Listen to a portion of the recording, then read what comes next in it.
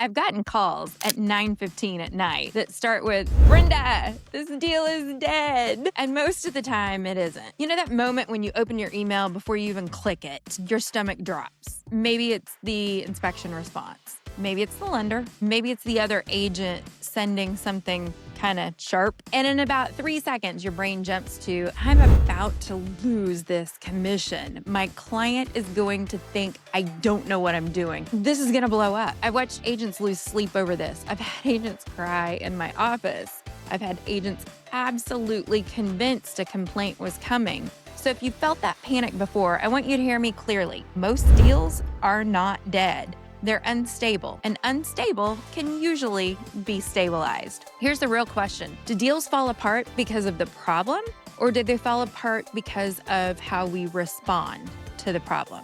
It's rarely the inspection itself. It's usually about how everyone reacts to the inspection report. It's rarely the financing issue. It's the fear around it.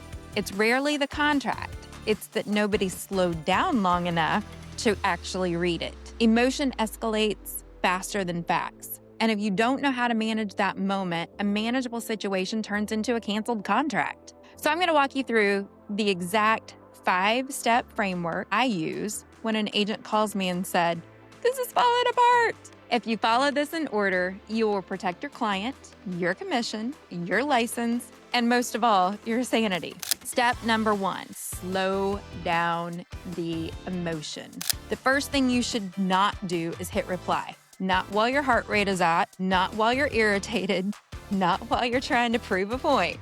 Breathe. Read the message once, step away, even if it's just for 5 minutes, then read it again. Your job in that moment is not to win, it's not to react, it's to stabilize. If you escalate, your client escalates. If you panic, they panic. If you stay steady, they borrow your calm. A lot of times when agents call me, they immediately launch into a long emotional recap, and I let them talk for a minute. But then I gently interrupt and I say, all right, let's reset.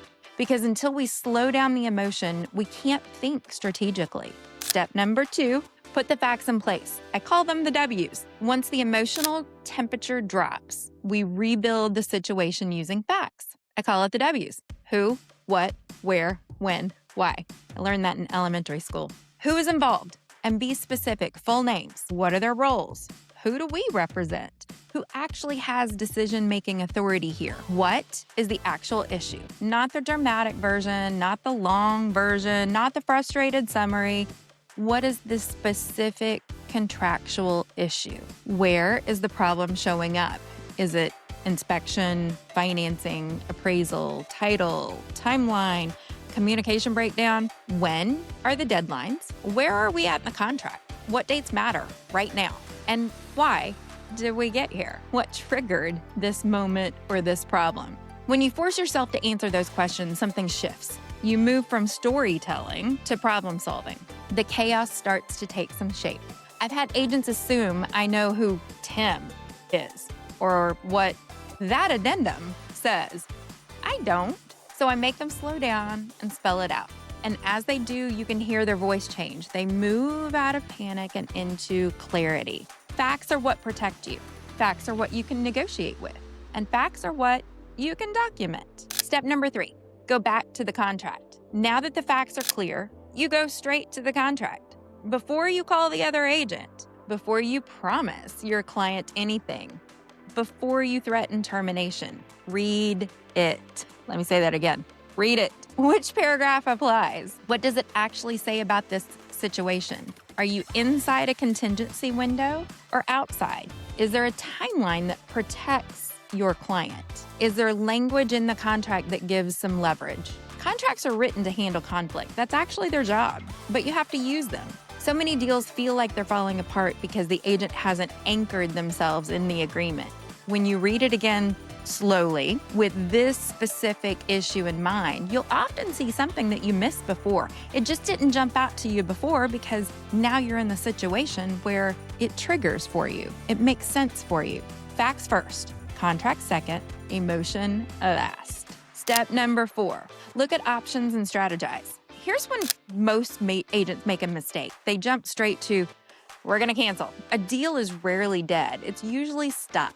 So before you ever even mention termination, create 2 or 3 realistic options. Can you renegotiate? Can you amend the agreement, extend a deadline, narrow repair requests, offer a credit instead of physical repairs, adjust the price, bring in a second opinion, or reframe the expectations of your client? Never go into a conversation with only one path. When you only see one option, you corner yourself and you corner your client. And be thoughtful about how you communicate your strategy. Sometimes you need documentation in writing, but sometimes you need to pick up the phone first and say, we have an issue, let's talk through it. Be really careful with text messages. Texts are short by design, and that's good, but short often feels sharp, and sharp escalates tension, even if you didn't mean it that way. They can't see your expression on the other side of a text. Your tone and method of communication can either be calm to calm the situation or can accidentally inflame it. Step number 5, bring in leadership early. This is the one that agents resist. They wait too long.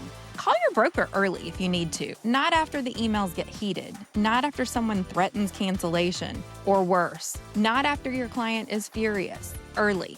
Because the earlier you bring someone steady into the conversation, the more options exist. Once positions harden, flexibility shrinks. You should not be navigating crisis alone. This is where experience matters. This is where leadership matters. Not when everything is smooth, but when it's messy. Now let me tell you what makes a bad situation worse. Overpromising at the beginning. We all do it. We all want to impress. We want to win the client. And then when the process gets complicated, it feels like we didn't deliver. Responding emotionally, firing off that defensive email, threatening termination too quickly, failing to document conversations, choosing the wrong communication method, waiting too long to ask for help, any of those things kill deals faster than inspections ever will. So what do you actually say when tensions are high? You say, before we react, let's review the contract and make sure we're making the best strategic move. You say, we're going to handle this thoughtfully. I'm on your side. That language lowers the temperature, it reinforces trust, it reminds your client that you are steady, and here's what I want you to remember. This business will test you. Hard deals are not a sign you're failing, they're a sign you're in the arena. What matters most in those moments is not the split you're on, it's whether you know how to navigate instability. It's whether you have someone steady you can call, it's whether you can slow down emotion, put the facts in place, go back to the contract, build options, and bring leadership in early. Every time you successfully stabilize one of these situations, your confidence grows. The next deal you won't shake you the same way. You become the agent who stays calm when it gets complicated. Most deals are not dead, they're unstable. And now you have a 5-step framework to help stabilize them. And before you go, if you found this helpful, do me a favor. Hit like on this video so more agents who are going through the exact same thing can find it. Subscribe to the channel if you want more practical advice on navigating real estate deals, especially the moments that don't go the way you expected. And I'd really love to hear from you. In the comments, tell me what's the toughest situation you've faced in a transaction. Again, what's the toughest situation you faced in a transaction?